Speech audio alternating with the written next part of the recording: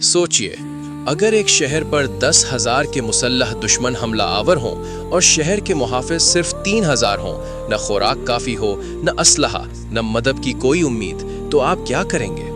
इस्लामी तारीख में एक ऐसा ही लम्हा आया था जिसे आज हम ग़ज़वा-ए खंदक के नाम से जानते हैं। ये 5 हिजरी का ज़माना था। ग़ज़वा-ए उहद के बाद कुफ़ार मक्का इस नतीजे पर पहुंच चुके थे कि मोहम्मद सल्लल्लाहु अलैहि वसल्लम और उनके पैरोकारों को अगर अब न रोका गया तो इस्लाम पूरे अरब में फैल जाएगा। इसी सोच के तहत मदीना से जलावतन यहूदी कबीला बनु नज़ीर ने मक्का जाकर कुरैश को मुसलमानों के खिलाफ भड़काया।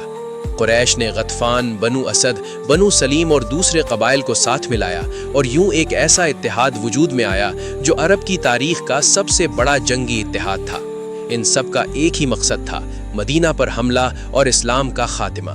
जब रसूल अल्लाह को इस खतरनाक इत्तेहाद की खबर मिली तो आप सल्लल्लाहु अलैहि वसल्लम ने घबराहट के बजाय मशवरे का रास्ता इख्तियार किया। सहाबाए कराम को जमा किया गया और हालात पर गुफ्तगू हुई।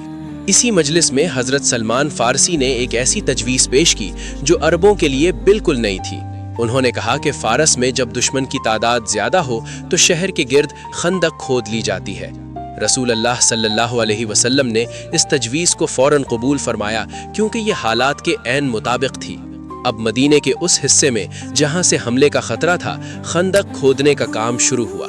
रसूल अल्लाह सिर्फ हुक्म देने वाले नहीं थे बल्कि खुद कुदाल उठाकर सहाबा के साथ खंदक खोदने लगे।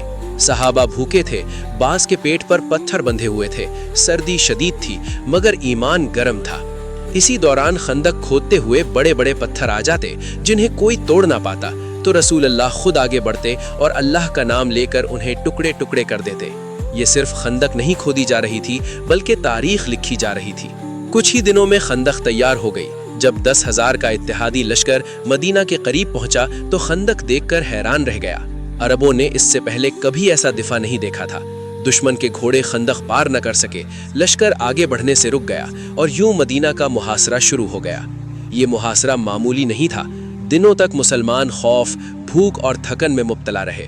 दुश्मन सामने था, पीछे खतरा और अंदर से गद्दारी का अंदेशा।